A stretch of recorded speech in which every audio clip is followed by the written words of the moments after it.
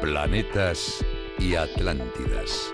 Cultura, literatura y curiosidades para mentes inquietas.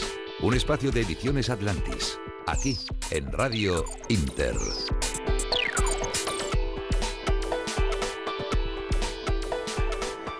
Nuevo programa de Planetas y Atlántidas. Arrancaremos con Ratones de Biblioteca junto a Teresa Bedul y Gerardo Centeno, autor de la novela La libreta de Andrei, para hablarles de la festividad de San Isidro Labrador el próximo 15 de mayo, con sus almuerzos campestres, verbenas y ¿cuál es el origen de verbena? Bien, pues algo tiene que ver con una pequeña flor de color rosa. Y también les hablaremos del organillo, instrumento musical portátil de principios del siglo XIX y, como no, como toca en estas fiestas, del chotis y mucho más. Buenas tardes, Teresa. Buenas tardes, Jota. Buenas tardes, Gerardo. Buenas tardes, Jota. Yo sé realmente que no me has invitado ni por ser autor de la libreta de Andrei ni por ser letrado del ayuntamiento, sino porque a mi hijo le puse como segundo nombre Isidro, en honor a la fiesta, ¿eh? Es una única y exclusiva. Un amor a Madrid que tiene Gerardo. Bueno, yo también lo tengo, yo soy madrileño y también lo tengo. Lo tenemos. Bueno, y también para disfrutar de estos últimos programas que nos quedan en el mes de mayo.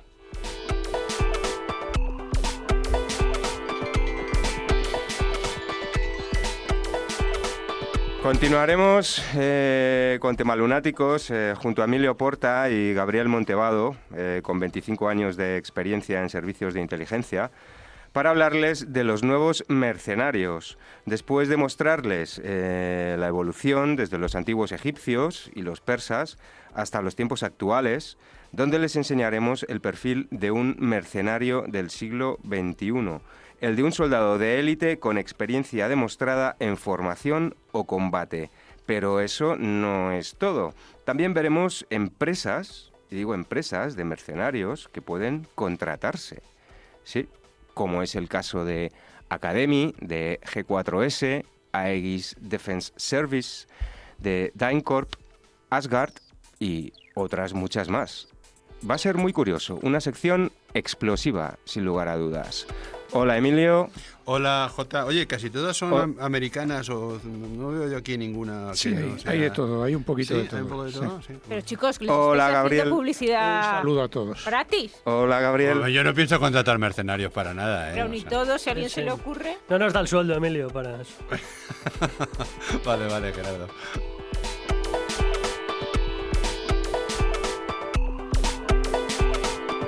Finalmente, en Cazadores de Duendes entrará vía telefónica María Dolores Pulido Rincón para hablarnos de la novela erótica En 1000 pedazos de Victoria. Así veremos cómo en el género erótico cada vez hay más autoras a día de hoy. Pues allá vamos y comenzamos con Ratones de Biblioteca. Ratones de Biblioteca. Peculiaridades literarias que te dejarán con la boca abierta. Aquí, en Planetas y Atlántidas.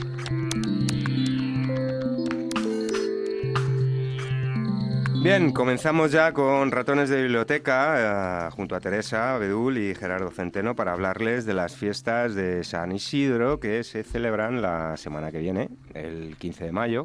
Hablaremos de las verbenas y de su origen, como he mencionado antes, del nacimiento del organillo y, por supuesto, del chotis. Buenas tardes, Teresa Bedul. Buenas tardes, Jota. Buenas tardes, Gerardo Centeno. Buenas tardes. Adelante todos vuestros jóvenes. Muchas gracias, Jota. Gerardo, muchas gracias por dedicarnos esta tarde y adelantarnos que tu hijo se llama Isidro. Se llama Isidro de segundo, ¿eh? De primero se llama Gerardo. Entre el nombre del padre y el nombre del santo pusimos delante al del padre. Un niño guapísimo. No sé, ¿eh? Tiene un niño de película, ¿eh? Pero guapi, pero Bueno, vamos, es que que te lo comes. Yo me lo como a su hijo, de verdad. No Sí, te lo imaginas lo guapo que tú es. también tienes un niño especial. Sí. Sí, bueno, pero es que el de El otro Gerardo día- es que el es otro día un vimos muñequito. una entrevista que le hicieron a Raúl en televisión, en una Sí, televisión es para local. verla, ¿eh? ¿Cómo es la entrevista? ¿Cómo es? ¿Quién Magnífico. conduce? Y las ¿Quién cosas- conduce la entrevista? ¿El entrevista niño? El niño, ¿Todo el rato? es alucinante. Y encima es la alucinante. periodista le hace preguntas a ver si le pilla. Y es que no nada, le pilla ninguna. Ninguna. No, bueno, venga, seguimos. Bueno, pues tras el agradecimiento y... A vosotros. Y que el día 15 celebraremos una fiesta por ser el aniversario del bautizo. 15 nos vamos de verbena. Nos vamos de verbena. Vámonos ya. Y además no solo en Madrid, sino que en muchas localidades se celebra la festividad de San Isidro Labrador. Y realizan las procesiones, los almuerzos campestres y las Pero porque verbenas. es el patrón de los agricultores, el patrón de los labradores. Sí. Claro, estas verbenas, en toda España. Estas verbenas hacen único y especial a nuestro país. ¿Conocéis cuál es el origen de las verbenas? A ver. Pues venga. la palabra procede de una pequeña flor que crece en el campo. Es de color rosa pálido, también se usa en medicina para la tos. Y entonces las personas que asistían a estas fiestas y a estos bailes populares decidieron adornar sus solapas con esta flor. Y de ahí nacieron las verbenas. ¡Qué bonito! Nada más bonito. ¡Qué bonito! Y sin embargo, la música del campo que se tocaba en las verbenas procede de los salones italianos y franceses. O sea que español. Bueno, ¿y los pasodobles? Pues yo he ido a muchas ¿Son fiestas franceses? campestres. ¿Ah, sí? Sí. Bueno, lo que acabo de descubrir, eso demuestra que soy un ignorante. Significa pas Soy à deux. Esto, descubrir que el pasodoble, la música más española y más típica, es de origen francés. Como la verbena. Me acabas de dar un golpe, vamos, emocional. Pues no te Dios vayas, mío. Emilio, que te vamos a dar más golpes ¿Verdad, aún. Gerardo? Más golpes duros, venimos. A ver, Gerardo. Bueno, decías de la música y decía Jota al principio que íbamos a hablar del organillo, ¿no? Sí. Y el organillo efectivamente es el instrumento musical más característico de nuestras verbenas, ¿no? De la verbena de San Isidro y de Diles Madrid. dónde nace el organillo. Eso lo sé yo, en ¿Dónde? Viena. No. O por ahí. Allá habría otro, Bueno, ¿no? Pero sí. a nosotros nos consta que hablamos de principios del siglo XIX en Inglaterra. Inglaterra. Creo que es de sobra conocido que es el instrumento en el que se gira a través de una manivela, un eje cilíndrico que contiene púas como si fuera un gran dedal irregular con sus pequeñas puntas que va moviendo unos macillos que repercuten en la caja de sonido del instrumento, como las pequeñas cajitas de música que nos podemos encontrar Tiene ahí como cuerda, que le das cuerda y tal, ¿no? Sí. Pues eso es realmente el organillo, pero a lo grande, ¿no? Cada órgano grande podía tener hasta 10 temas diferentes. Bueno, interesante. Un organillo que en las verbenas de Madrid no nos encontramos solo, nos encontramos siempre acompañado de una figura que se llama el chinchinero. ¿Qué es eso, Gerardo? ¿Qué cosas trae, ratón? El biblioteca? El chinchinero, pues el chinchinero podría pensarse que viene de un instrumento que se llaman los chinchinos, que los habréis visto, son unos pequeños platillos de bronce que se tocan con los dedos a modo de, que hay castañuela. unos monitos que en las verbenas que tienen nuestros platillos. Bueno, pues ahí esos puestos. platillos de bronce son más de la tradición del Tíbet, demás. Los hay también en la música popular turca. Ajá. Y en España, a los que sean del sur, les sonará la fiesta de los verdiales en Málaga. Claro, sí. Que Y también además se usa. bailan especialmente, hay unos... Pues el chinchinero de Madrid no es ese. Aquí ¿Tampoco? no se acompaña al organillo con este instrumento. Podemos pensar que viene de chinche, que no viene de chinche, aunque también algunos siempre están detrás del organillero chinchándole. Sí. Eso también es muy propio de la verbena de Madrid. Que viene de chinos, ¿no? Y aquí en Planetas y la Atlántida siempre está Emilio Porta chinchando. Pero nosotros no somos chinchables, o sea que... Bueno, pero en Madrid siempre está el típico chulapo detrás diciendo jefe, toca pichi, jefe, toca algo. Ah, sí, y el otro dice, déjame que ya le doy yo vueltas al manubrio. El pichi, déjame a mí. Esa de pichi, o sea que sé que está ahí, dale que dale. Pero eso tampoco es. Tampoco. Realmente a lo que llamamos chinchinero en Madrid es al que toca las palmas, es decir, al animador, al que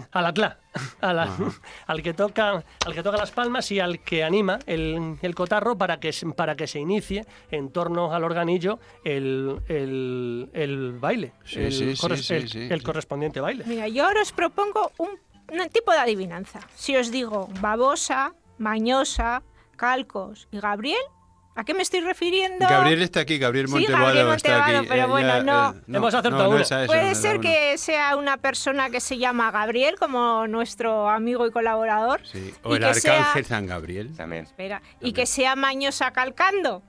Pues os estoy engañando. Ah, ¿sí? Sí, la parcusa es la gorra. No es una gorra, es la gorra. Gabriel es el chaleco. Babosa, la camisa. Safo, el pañuelo blanco que se anuda al cuello con mucha gracia. Y la mañosa es la chaqueta de pata de gallo. Y los calcos son los zapatos que sacan brillo. Una baldosa a bailar con una chulería. Este San Isidro la va a del ser, chotis. este San Isidro va a ser muy, muy ilustrado para nuestros oyentes. Mira, el chotis, el segundo golpe al pobre Emilio esta tarde.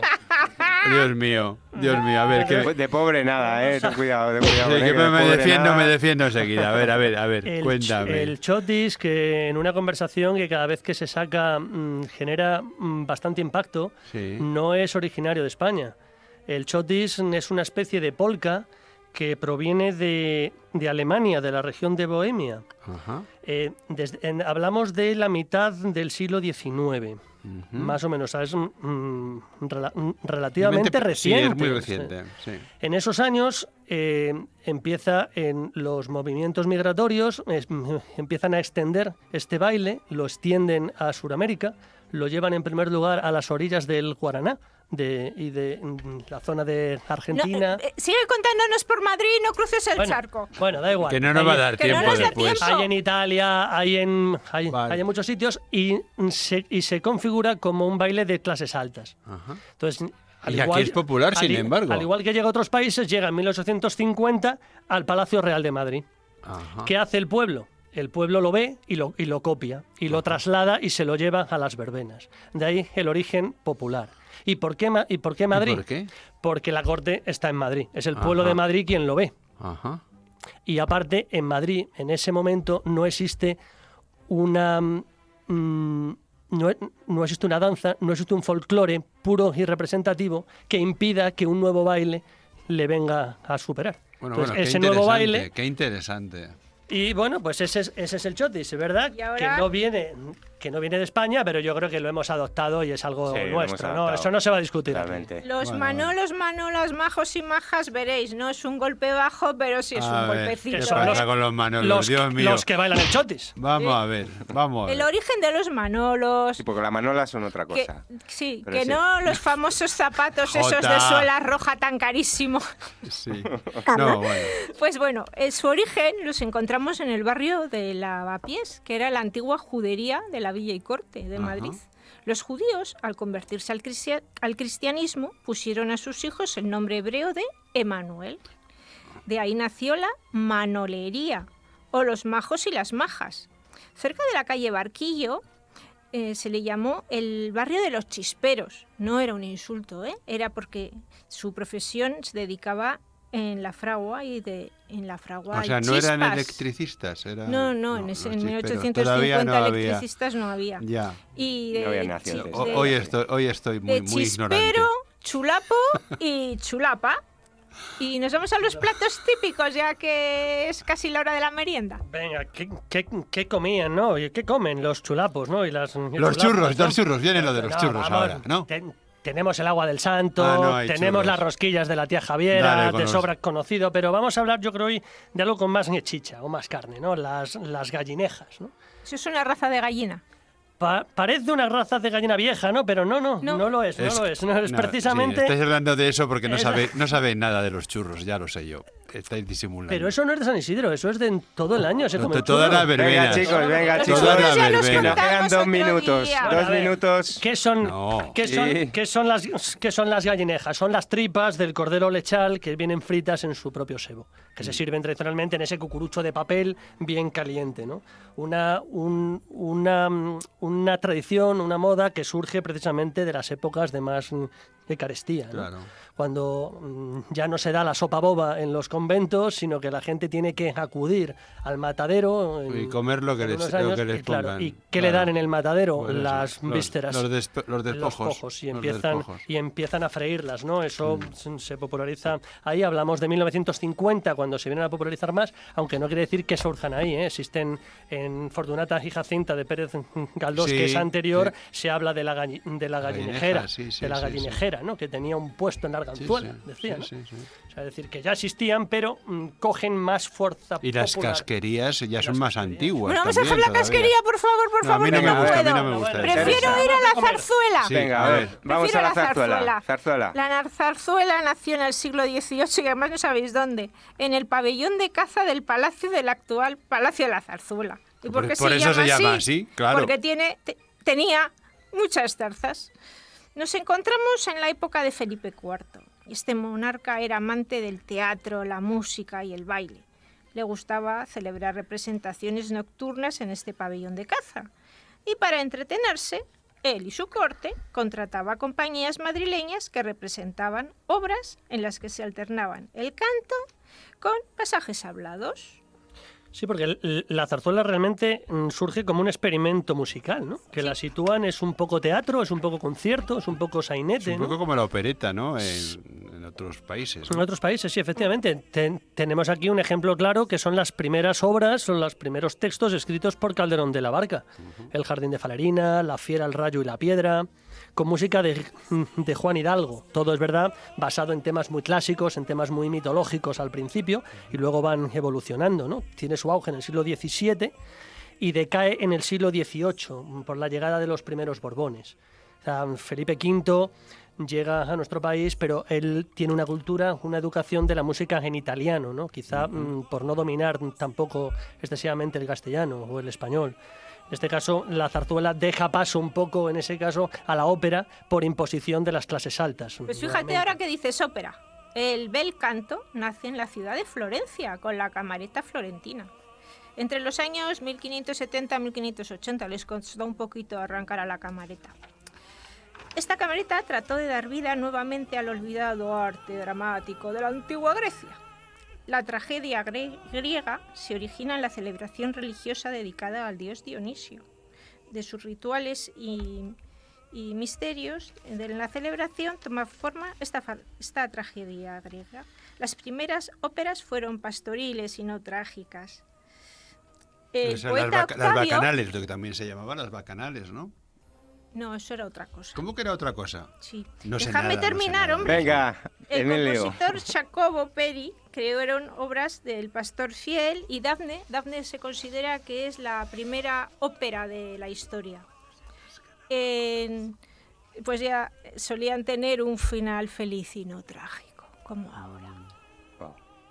Mira, pues una tragedia en la ópera fue cuando última, Gerardo. Cuando en 1600 la Iglesia Católica prohíbe cantar ópera a las mujeres.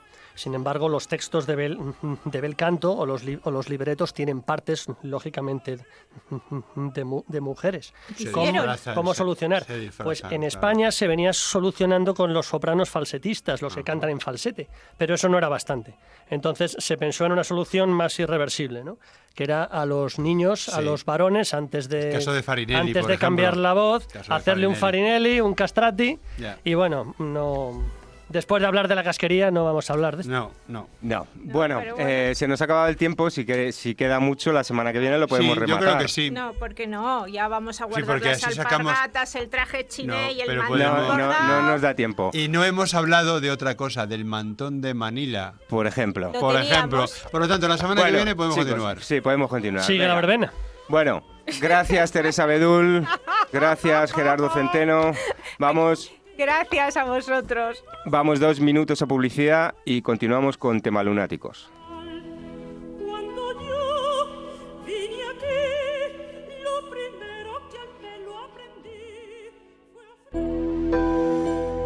¿Tiene algo que ver el fútbol con la Revolución Rusa del 17 y la Segunda Guerra Mundial?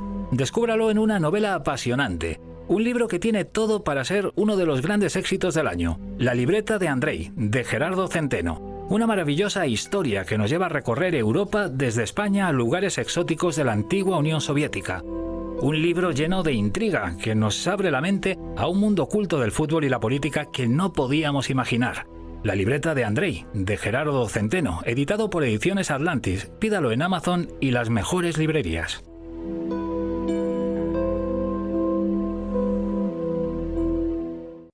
Templo de Emociones es el nuevo libro de la poeta Sol de Diego.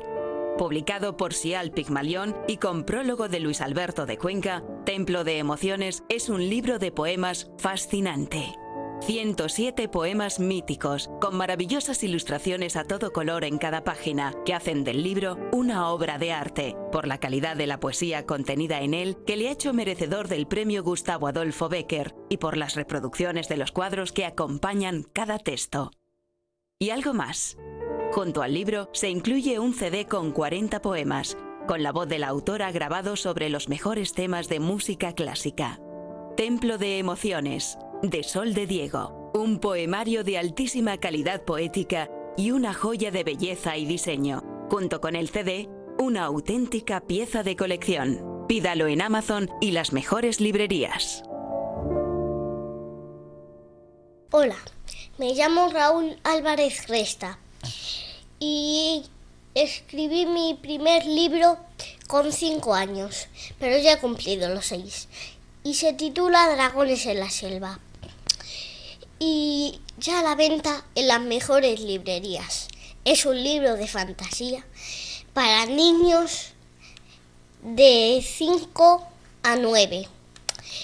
Y recuerden, Dragones en la selva. Tema Lunáticos. Un lienzo repleto de actualidad e historia. Aquí, en Planetas y Atlántidas.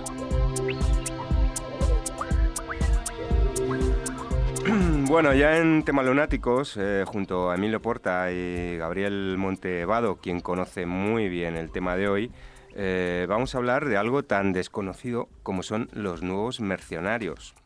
Aunque haremos una introducción sobre su evolución desde los antiguos egipcios y los persas hasta los tiempos actuales.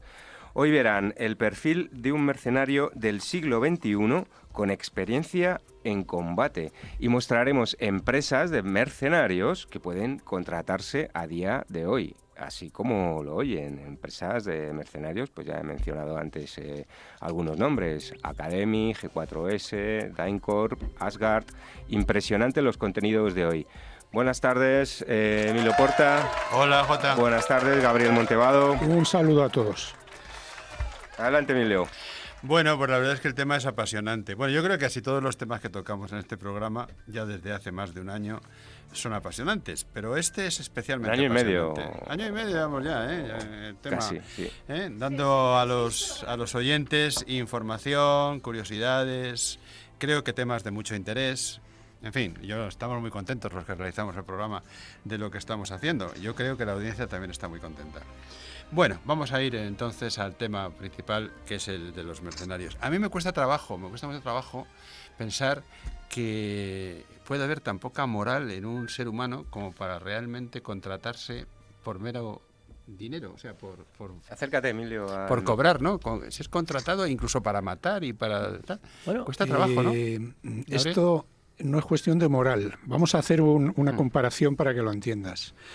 Las redes sociales, según las emplees, pueden estar bien, pueden estar mal, pueden servir para algo, pueden ser un verdadero basurero. Bien, esta gente, que son los nuevos mercenarios, que se les llama contratistas, pueden efectivamente participar encubiertamente en un golpe de Estado, pueden participar en una guerra de una forma no adecuada, pero también pueden proteger un convoy de Naciones Unidas para que lleven alimentos a zonas bloqueadas. Ajá. Claro, es que pueden proteger a barcos en el área de Somalia. Bueno, eso es muy interesante. Pueden proteger embajadas, como ocurrió en Benghazi no hace mucho tiempo, que salvaron a la sede de la CIA y salvaron al consulado, aunque no pudieron salvar al embajador norteamericano, porque el diseño de seguridad del Departamento de Estado era nefasto. Y bueno, tienen una aplicación según tú quieras, buena o mala. Mira, un mercenario es una persona con instrucción militar que tiene la capacidad de implicarse en una zona de riesgo. No tiene por qué ser combatir. Puede efectivamente proteger un convoy, por ejemplo. Un convoy humanitario, no tiene por qué ser. Puede proteger a diplomáticos. Qué importante es esto que estás diciendo, porque nos está dando una perspectiva diferente. Claro. Cuando uno escucha la palabra mercenario, casi lo escucha como un insulto. Peyorativo, ¿no? Socialmente es peyorativo. Es una discusión que comenzó, fijaros que en El Príncipe de Maquiavelo, él se opone tajantemente a la utilización de mercenarios, pero en La Utopía de Tomás Moro, él dice que sí, que precisamente a los conflictos que vayan mercenarios que son profesionales y que dejen en paz al resto de la ciudadanía. Bueno, comenzamos con la primera pregunta. La primera pregunta es cuando... Exactamente, la primera pregunta es, vamos a empezar por la historia. ¿Quiénes fueron los primeros mercenarios de la historia? Bueno, pues siempre ha habido mercenarios. Todos los imperios importantes, ha llegado un momento en que no tenían tropas suficientes para cubrir los grandes territorios que abarcaban, y entonces, de una manera o de otra, pues han tenido que contratar mercenarios. Los egipcios, por ejemplo, utilizaban a los nubios como tropas de reconocimiento y además eran muy, muy buenos para eso. Los cartagineses también tenían mercenarios. Los persas contrataban como mercenarios a disidentes griegos. Sí, de hecho, en todas las batallas contra los griegos tenían asesores griegos. Es más, cuando en las Termópilas llegan los persas y ven que las tropas espartanas están mesándose los cabellos, echándose aceite y tal, se quedan un poco extrañados. Y entonces cuando le informan a Jerjes de lo que está ocurriendo, Jerjes dice, bueno, ¿esto qué es? Lo vamos... Y entonces un mercenario griego le dice, no te dejes engañar por lo que estás viendo. Porque es que resulta que los espartanos hacían como los samuráis, ¿no? Que antes del combate se ponían guapos y tal para morir como era debido, ¿no? Unos ritos. Claro, los espartanos eran de mucho cuidado, como luego demostraron, ¿no? Sí, ya sabemos, sí. Bueno, los británicos emplearon tropas mercenarias a lo largo del imperio, que son los gurkhas, ¿sí, no? Sí, ¿De dónde vienen los regimientos gurkhas? Claro, los británicos, efectivamente.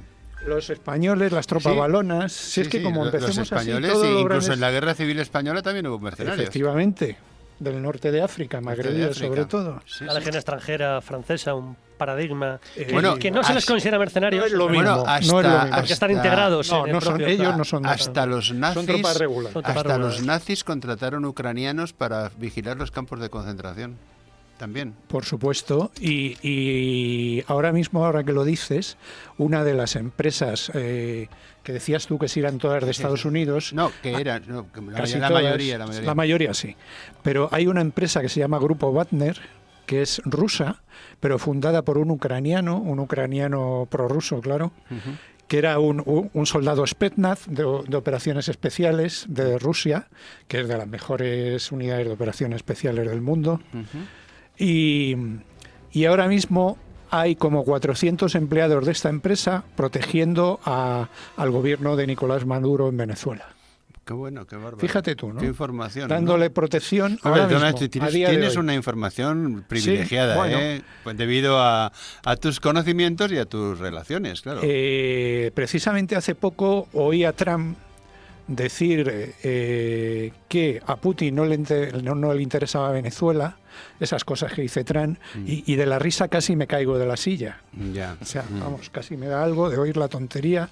No sé si lo dijo, porque Trump a veces lo dice para desconcertar. Pero yo creo que tanto a Rusia como a Estados Unidos les interesan casi todos los países del mundo. Y a China, y a Cuba le interesa Venezuela. Veamos, y además es lógico. Veamos el tema de Siria, que ha sido totalmente inútil todo lo que ha ocurrido, el derramamiento de sangre, pues porque a Occidente le interesaba realmente... El grupo Wagner también ha intervenido en Siria, en Libia y en otros. Bueno, sigamos chicos, que... No, es que el tema es apasionante. Claro, bueno, que no hay tiempo. Vamos a la siguiente pregunta, Jota. A ver, Gabriel, en 2004 se realizó la última misión clásica de mercenarios al estilo del siglo XX.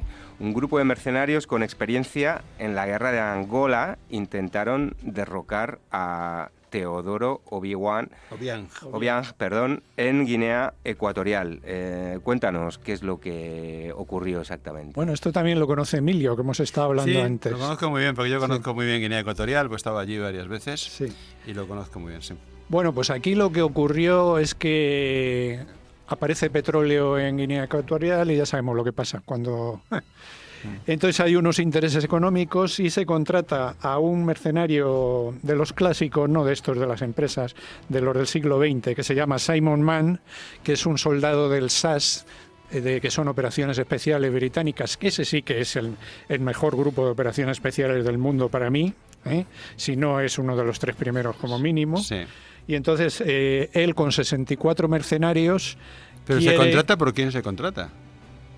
Ahí está el tema, vamos a dejarlo. Pero bueno, ahí por ejemplo no, es que, está claro, evidentemente... el hijo, por ejemplo, de Margaret Thatcher. Claro, estuvo metido en el tema. Mark Thatcher, que es juzgado en Sudáfrica por el tema y que al final reconoce que había comprado un helicóptero para la acción. Bueno, algo más que el helicóptero en realidad hizo, pero bueno, ahí hay una serie de intereses económicos de varios países y entonces se pretende... Y aunque tú no lo puedes decir, yo sí lo puedo decir, incluido España en algún momento, bueno. O no de España exactamente, sino bueno, algunas partes, algunos partidos tenían cierto interés también en el tema. Bueno, empresas. Cuando hay petróleo y dinero de por medio, pues claro, estas cosas ocurren, ya sabes que esto es...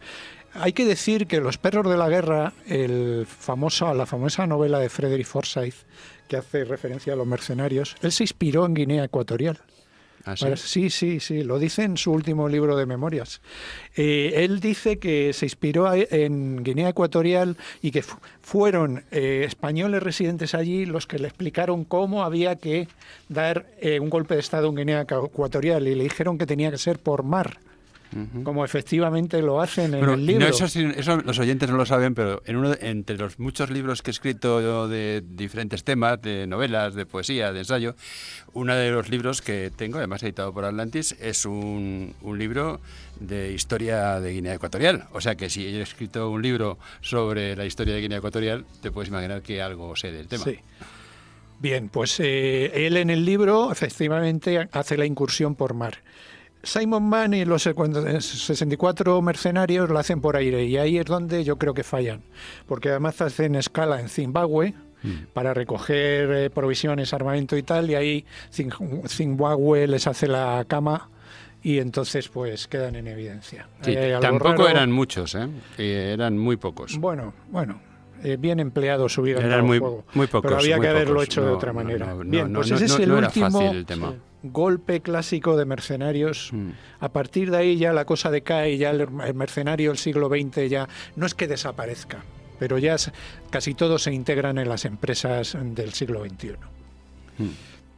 Bueno, el tema es apasionante, pero vamos a seguir con otros temas, ¿no? Porque creo que hablar de Guinea Ecuatorial, yo tengo una especial devoción por Guinea Ecuatorial por un tema fundamental. Es el único país de África cuyo idioma oficial es el español. Y además hay un gran amor en el pueblo ecuatoguineano por España, y es algo que debo decir, porque lo conozco muy bien, porque he estado allí, y creo que a veces abandonamos un poco, y tampoco comprendemos del todo la evolución de algunos países, donde la democracia no puede ser exactamente igual como es la democracia en Occidente, porque hay unas tradiciones, porque hay una historia, porque hay muchas cosas. Ahora pasamos al siguiente punto. ¿Cómo son los soldados de fortuna del siglo XX y los del siglo XXI?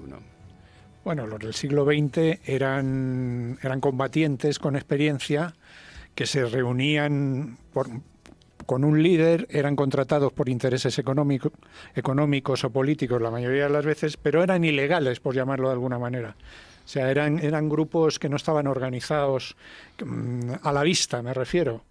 Las empresas de mercenarios, que ahora les llaman contratistas, del siglo XXI son verdaderas empresas.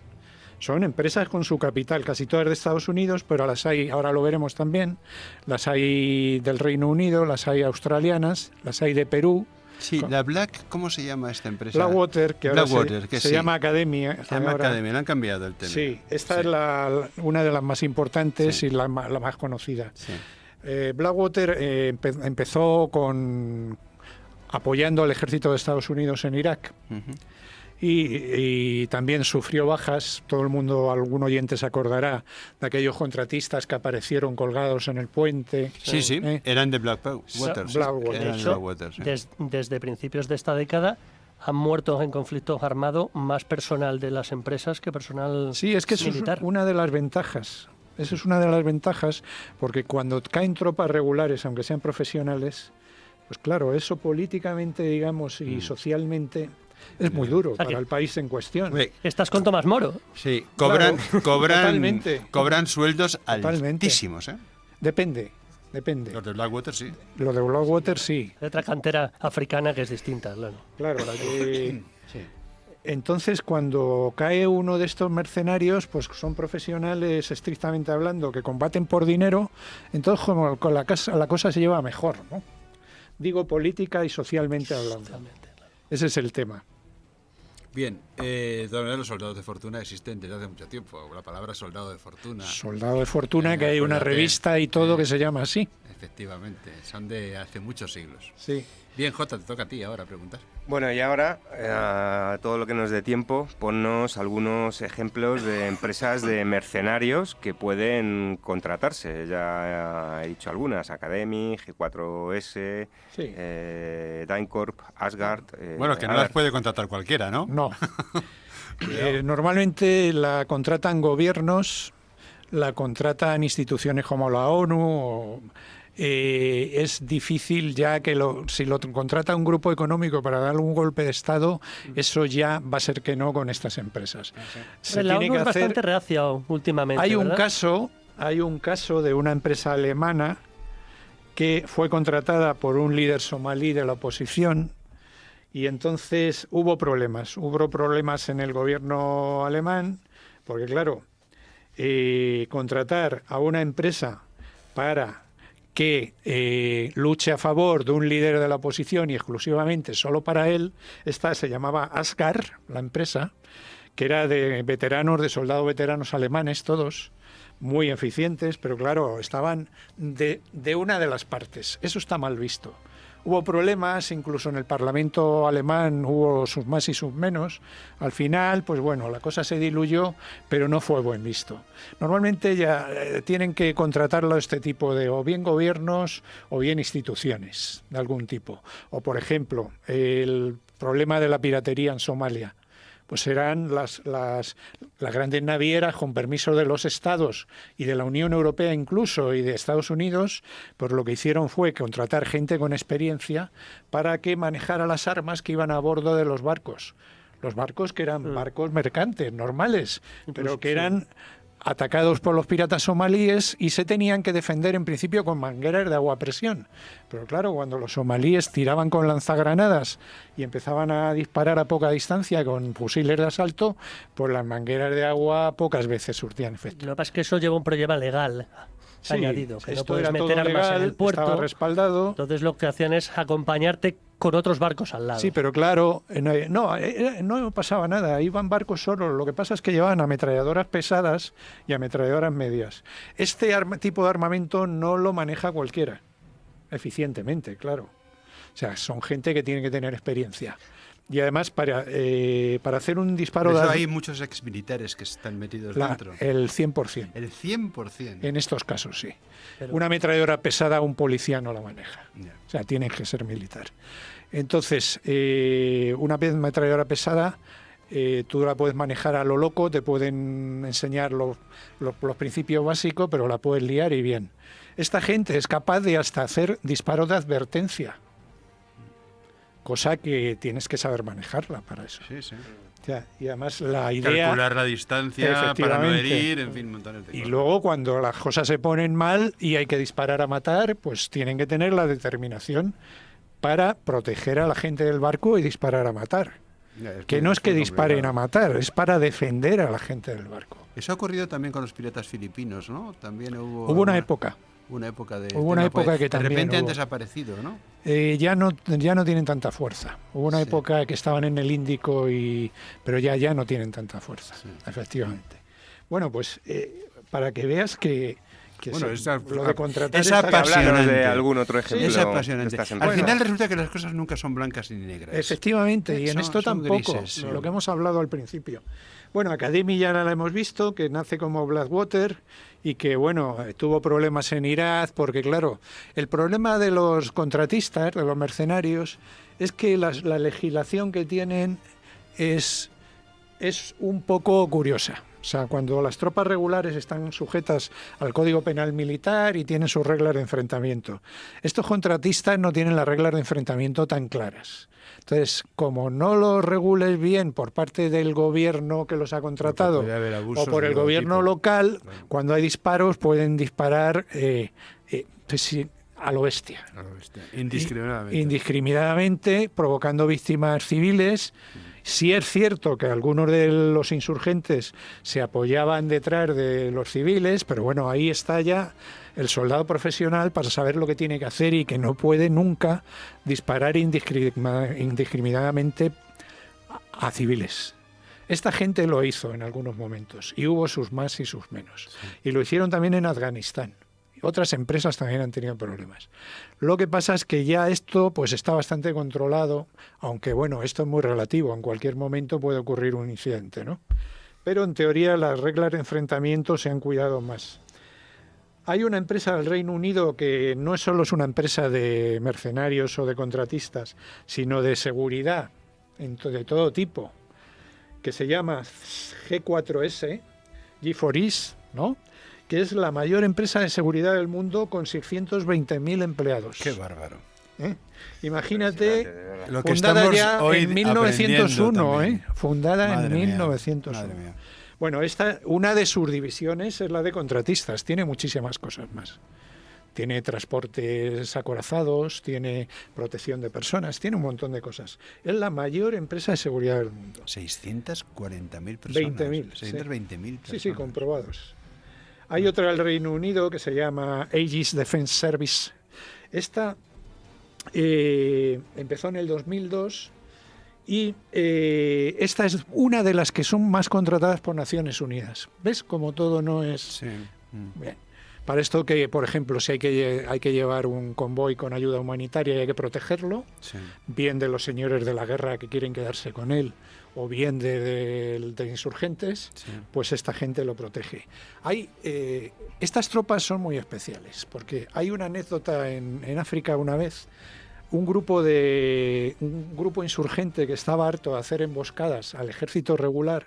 Cada vez que hacían una emboscada al ejército regular estaban acostumbrados a que disparaban, se bajaban de los camiones, se echaban a la cuneta, aguantaban el tirón y estos se iban, les producían una baja y tal.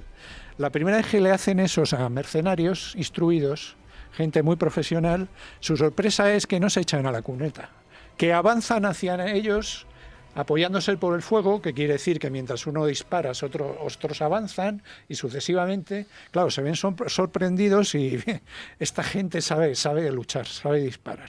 Lo digo como anécdota. Habría bajas, ¿no? Claro, bastante. No hubo ninguna por parte de ¡Qué fuerte! Sí, porque haciéndolo bien.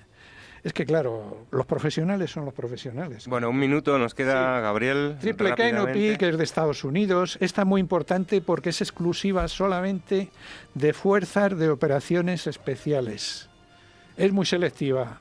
Esta sí que son muy poca gente, son 1.800, y si los quieres contratar, prepara dinero, porque al ser tan exclusivos, tú también le puedes mandar misiones casi imposibles, pero les tienes que pagar, claro. Luego está DynCorp, que es de Estados Unidos también. Tenemos Unity Resort Group, que esta es australiana, para que veas que tiene su sede en Dubái, aunque es de capital australiano. Asgard, que es la alemana que hemos hablado, que tuvo problemas. Dayfon Internacional, que es de Perú, y digamos que es de bajo coste. Si un contratista de una empresa de las grandes puede llegar a cobrar en un día $1.200, esta gente de la empresa peruana cobra $1.500 al mes. Pero claro, para un peruano eso es un sueldo importante. Es tremendo. Sí, hombre. Bueno, es de bajo coste y bueno, hace sus servicios también en Irak. Bueno, estamos fuera de tiempo, sí, chicos. Un segundo. Y luego están, Gabriel, los mercenarios sin empresas, pero al servicio de los narcotraficantes, los sicarios. No, eso no son mercenarios. Bueno, no, es un modo, ¿no? No puedes comparar. Eso es otra cosa. Eso. Pero bueno, no nos da tiempo. Bueno, creo que ha sido increíble el contenido de hoy de Tema Lunáticos. Gracias, Gabriel, por todo lo que nos has contado y todo lo que te has preparado. Gracias, Emilio Porta. Vamos 2 minutos a publicidad y continuamos en Cazadores de Duendes. El concepto es... ¿Tiene algo que ver el fútbol con la Revolución Rusa del 17 y la Segunda Guerra Mundial? Descúbralo en una novela apasionante. Un libro que tiene todo para ser uno de los grandes éxitos del año. La libreta de Andrei, de Gerardo Centeno. Una maravillosa historia que nos lleva a recorrer Europa desde España a lugares exóticos de la antigua Unión Soviética. Un libro lleno de intriga que nos abre la mente a un mundo oculto del fútbol y la política que no podíamos imaginar. La libreta de Andrei, de Gerardo Centeno, editado por Ediciones Atlantis. Pídalo en Amazon y las mejores librerías.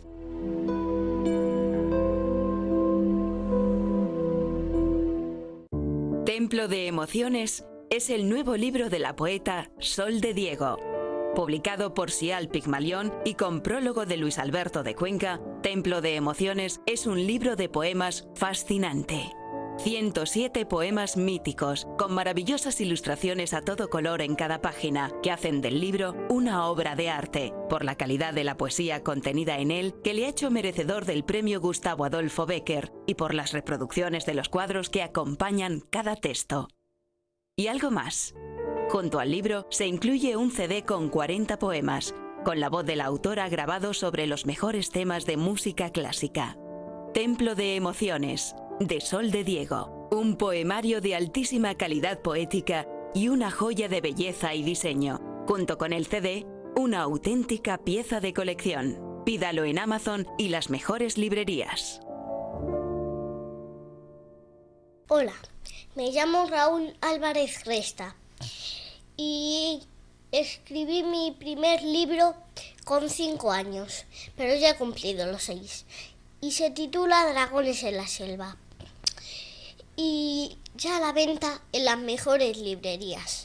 Es un libro de fantasía para niños de 5 a 9. Y recuerden, dragones en la selva. Cazadores de duendes. Solo algunos libros esconden un duende dentro. Hoy cazaremos algunos de esos libros y duendes aquí, en Planetas y Atlántidas.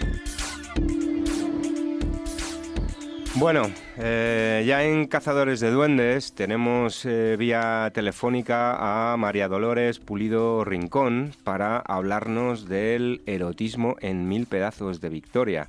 Y es que cada vez son más las autoras que se suman al género erótico. Buenas tardes, María Dolores.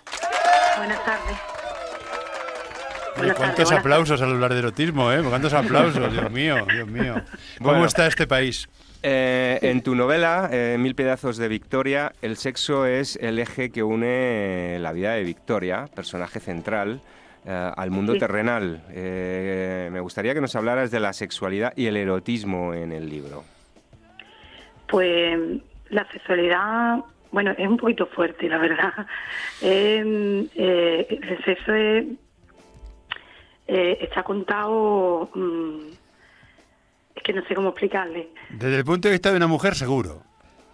Porque eres autora. Sí, porque además está la parte sexual, luego hay una parte más platónica, ¿no? Pero bueno, vamos a centrarnos en el erotismo. Eso, lo que es el... ¿Qué enfoque le das a la sexualidad, sensualidad, erotismo al libro? En esos clubes a los que va el personaje de Victoria, una mujer absolutamente liberada. ¿Cómo lo vive en su piel? Ella es una persona muy liberada, que le gusta el sexo, le gusta practicar el sexo, utiliza a los hombres en su propio beneficio y va a el club es propiedad de ella. Y la verdad es que el motivo sexual viene determinado por otra, no es solo el sexo en sí, las escenas están explícitas, ¿entiendes? Sí. Las escenas están narradas, explícitas, es como la vida misma. Bueno, oye, no te cortes, yo sé que una entrevista así, de una autora, un primer libro sobre este tema es difícil, no te cortes porque estamos en antena, pero bueno, una pregunta que yo te hago, soy Emilio Porta. Tú eres andaluza, ¿no? Sí, sí. Ah, bueno. ¿De qué parte? De Cádiz. De Cádiz, hombre, las de Cádiz y los de Cádiz tenéis muchísima gracia y mucha inteligencia. Así que el erotismo lo tratarás con muchísimo, me imagino, con muchísimo ingenio. Sí, tiene su parte también un poco de broma, así, un poco de humor tiene el libro. No mucho, porque yo la verdad es que tampoco soy muy bromista, pero su parte de humor tiene, sí. Muy sutil, pero la tiene. Bueno. Además transcurre también en las playas de Cádiz, una parte, y es muy sensual, la verdad. Bueno, Victoria es el paradigma de la mujer de negocios que no tiene apenas tiempo para nada. Y bueno, según se nos plantea en tu libro, ¿qué crees que es más probable que nos dé la felicidad? ¿El sexo y el dinero juntos, por un lado, o por otro, el amor en solitario? Pues supongo que el amor en solitario. ¿Por qué? Cuéntanos por qué. Hombre, quiero decir, hablando del personaje de Victoria, tiene una empresa, va a controlar un problema que hay en uno de sus hoteles y demás. ¿Vale? Quiero decir, en ese sentido, pues bueno, Victoria simboliza a la mujer que maneja el sexo y el dinero, pero sin embargo, el amor no se le da bien, ¿no? Entonces, bueno, háblanos un poco también de todo esto. Pues mira, ella tiene un problema, ¿no? Cuando en su juventud, que eso es lo que la hace de tomar esa iniciativa. Sí, sí, es que estoy un poco nerviosa. Ya estás muy nerviosa, venga, tranquilízate, no te preocupes. Tranquilízate, que no pasa nada. Que no te preocupes. Todos hemos participado en la radio alguna vez, por primera vez, o hemos escrito una novela o presentado un libro por primera vez. Así que tú tranquilízate, porque eres una magnífica autora, escribes muy bien y estás muy nerviosa. Venga. Sí, es que no sé por qué, porque ya me han hecho esa entrevista y no estoy nerviosa. Pues nada, no sé, porque el tema es para ponerse nervioso. El tema tiene chicha, nunca mejor dicho. Bueno, eso. Victoria tiene unos traumas de su juventud, que eso es lo que a ella le acarrean de tener ese tipo de relaciones sexuales esporádicas, sin amor, como de utilizar el sexo, ¿sabes? Para evadirse de esos problemas que ella tuvo en su juventud. Bueno, es joven todavía, pero bueno. Y ella viaja a Cádiz y allí pues conoce a una persona que la hace replantearse un poco lo de tengo dinero, puedo hacer el amor con quien quiera, pero soy feliz. Bueno, y yo lo he sabido siempre, gente, señoras en los hoteles con dinero que han contratado también a chicos y todo ese tipo de cosas, hasta que no es una cosa nueva, no es una cosa actual, sino que es una cosa que ha ocurrido siempre. Había usted una canción del Gigi Gigolo. Sí. O sea, el sexo contratado, de lo que estamos hablando, ha existido siempre, y los clubs de alterne y los clubs de intercambio, todo esto existe, es una sociedad que existe, por lo tanto, tu libro lo que hace es tocar unos aspectos, me imagino, ¿no? De bueno, todo sí, esto. El club, más que nada, existe, el club es de ella, ¿entiendes? Y el club existe porque ella lo utiliza en su propio beneficio, ¿entiendes? Hombre, claro, si tiene un club, es un negocio que será para su propio beneficio, ahí está. Para ganar dinero. Es un club en el que la gente va, bueno, los clientes van, hay unas habitaciones, pero ellos no... Tú solamente alquilas la habitación, visualiza, si te gusta alguna persona, bueno, como existen los clubs también al revés, los prostíbulos, los clubs de alterne... No, porque no ¿Qué diferencia hay? ¿Qué diferencia hay? Sí, esto es un hotel. Que no se paga. Bueno, pero ahora mismo también hay hoteles que no son hoteles, son clubs de estos encubiertos donde lo que se paga es la habitación. Esto está ocurriendo también al revés con las chicas, ¿no? Que es lo que ha sido siempre con las chicas, no con los chicos.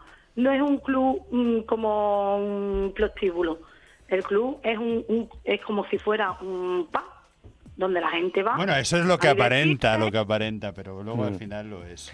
Bueno, y en mi caso no. En tu caso no, porque lo has mirado con otros ojos distintos. Y María Dolores, cuéntanos brevemente cómo ha sido la respuesta de los lectores, el proceso de publicación, etcétera. ¿Qué tal han respondido? ¿Cómo fue el acto de presentación? Muy bien. Sí, el acto de presentación fue fantástico, hubo un montón de gente, todo el mundo se quedó muy contento, me aplaudieron mucho, me compraron muchos libros. Eso es muy bueno, eso es muy bueno, para la editorial también. Veo a la gente, todo el mundo me alaba, he abierto una página con el nombre del libro en Facebook y ahí me comentan alguna gente algunas cosas, yo pongo... ¿Y qué te comentan? ¿Y qué te comentan? Pues que les gusta mucho y que quieren una segunda parte. Y que quieren ir a tu club, porque vamos, quieren ir a tu club. No, porque el club verdaderamente es secundario. El libro lleva una trama, el César aparece. Bueno, no nos lo cuentes porque entonces la gente no lo compraría. O sea, que realmente lleva lo importante... Hombre, claro, toda novela tiene que tener una buena trama, es importante. Y si va a ser una novela de éxito, que eso lo veremos con el tiempo, porque no es fácil. El erotismo es muy interesante, el sexo también, pero para que una novela tenga éxito tiene que tener muchos componentes. Claro. Aparte de eso. Bueno, y va a haber segunda parte, entonces. Hay que darle mucha publicidad. ¿Va a haber segunda parte o no? Sí, claro, por supuesto, la estoy escribiendo ya. Bueno, pues fenomenal. Bueno, pues nada, muchas gracias, María Dolores Pulido Rincón. Esperamos que 1000 pedazos de Victoria, siga su curso como hasta ahora. Y nada más, darte las gracias y nada, y ya pues nos despedimos del programa. Y despedimos el programa hoy.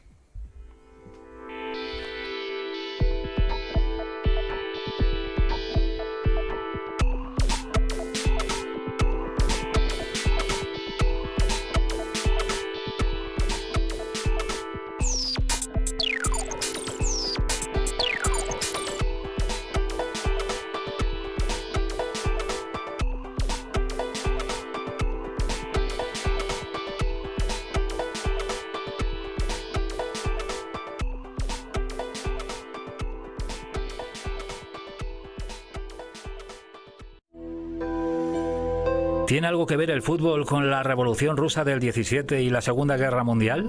Descúbralo en una novela apasionante. Un libro que tiene todo para ser uno de los grandes éxitos del año. La libreta de Andrei, de Gerardo Centeno. Una maravillosa historia que nos lleva a recorrer Europa desde España a lugares exóticos de la antigua Unión Soviética. Un libro lleno de intriga que nos abre la mente a un mundo oculto del fútbol y la política que no podíamos imaginar. La libreta de Andrei, de Gerardo Centeno, editado por Ediciones Atlantis. Pídalo en Amazon y las mejores librerías.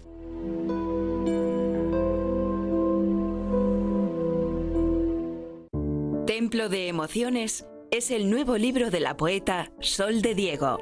Publicado por Sial Pigmalión y con prólogo de Luis Alberto de Cuenca, Templo de Emociones es un libro de poemas fascinante. 107 poemas míticos, con maravillosas ilustraciones a todo color en cada página, que hacen del libro una obra de arte, por la calidad de la poesía contenida en él, que le ha hecho merecedor del premio Gustavo Adolfo Bécquer, y por las reproducciones de los cuadros que acompañan cada texto. Y algo más. Junto al libro se incluye un CD con 40 poemas, con la voz de la autora grabado sobre los mejores temas de música clásica. Templo de Emociones, de Sol de Diego. Un poemario de altísima calidad poética y una joya de belleza y diseño. Junto con el CD, una auténtica pieza de colección. Pídalo en Amazon y las mejores librerías.